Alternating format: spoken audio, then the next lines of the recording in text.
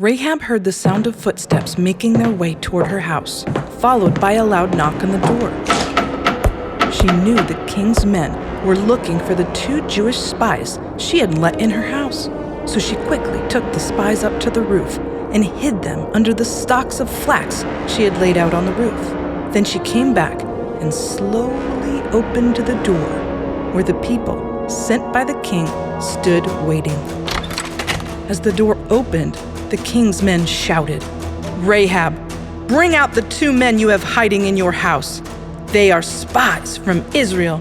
Give them to us immediately," the king's men ordered. "We will take care of them." Hello, children. Welcome back to a new adventure in Joshua's journey. In the last episode, we explored the wonderful way in which God used Moses to lead the people of Israel. Then, after many years of serving the Lord, Moses died at the age of 120. So, the people of Israel needed a new leader who God would use to guide them. Their mission was to conquer the land of Canaan, a land their fathers were so afraid of only 40 years before. Although they were a very stubborn and disobedient people, God had mercy on them and did not leave them. And in Moses' place, he appointed Joshua as their leader.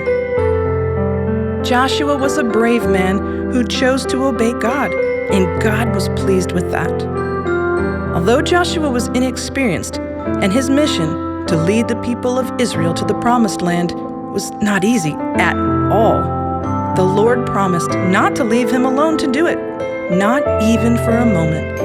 And what's more, the Lord God told Joshua that he himself would go before Joshua and his people.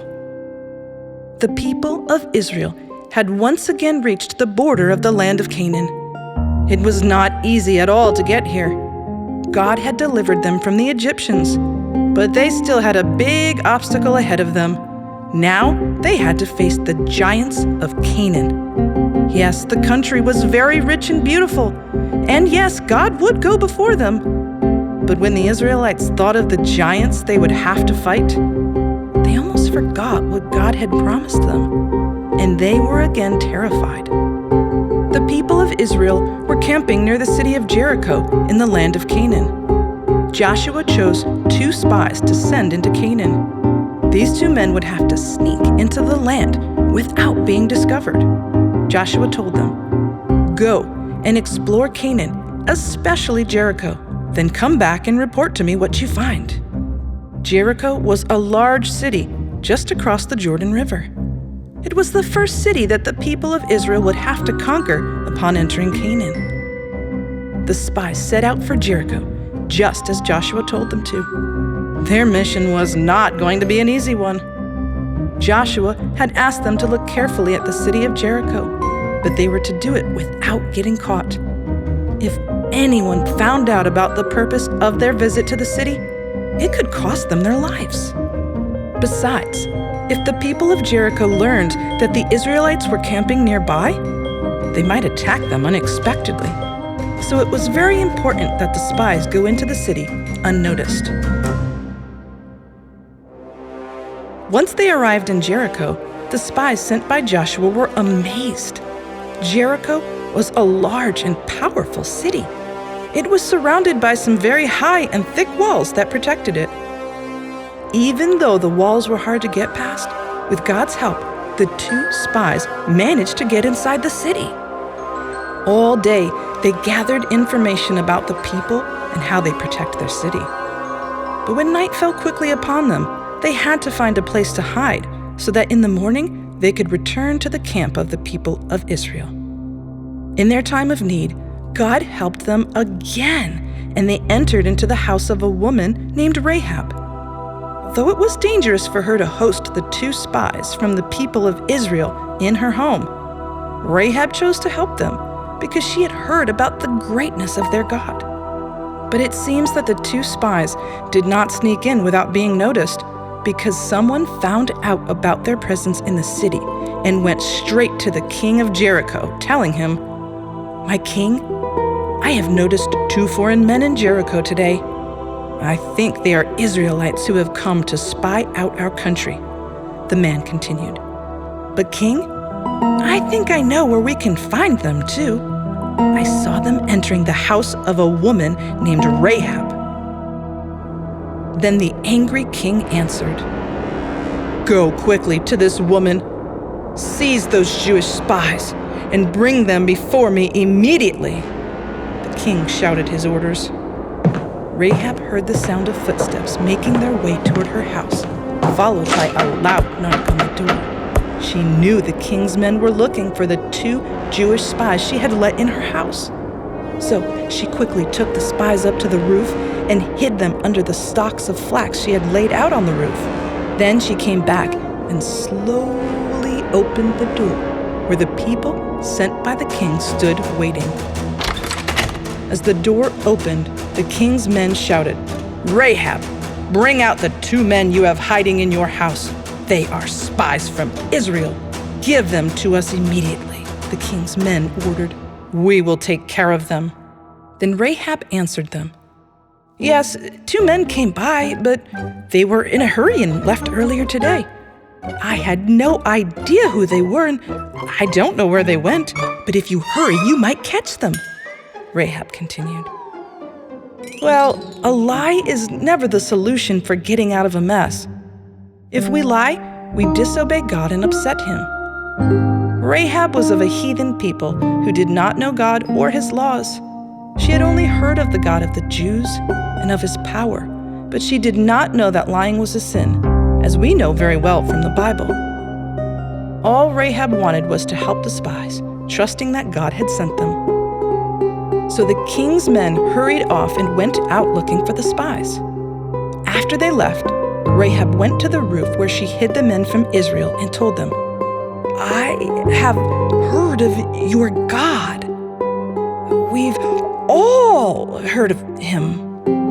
Rahab said with a trembling voice, "I have heard how you left Egypt, how your God dried up the Red Sea and you crossed it.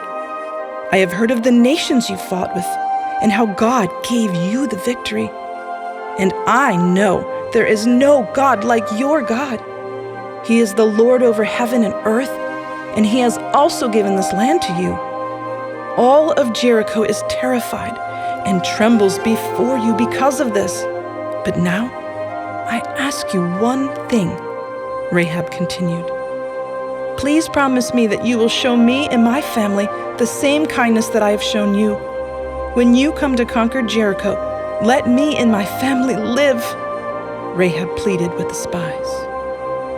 The 2 spies answered her, "Absolutely. If you don't tell anyone about us, we are ready to give our lives to keep you and your family safe. And when the Lord delivers Jericho into our hands," the spies continued, "we will show kindness and faithfulness both to you and to your household." Now the spies had to return to Joshua and the people of Israel. But after everything that had happened, it was very risky for them to be seen in the city. All the people of Jericho had already learned of their presence in the city, and the king wanted them captured immediately. Then Rahab had an idea. Her house was part of the outer wall of the city, so she let them down by a rope through the window. As they were going down the rope, Rahab told them, "Don't go back through the city. Go to the mountains so you don't meet those who want to capture you. Hide there for 3 days until things calm down, and then return to your people."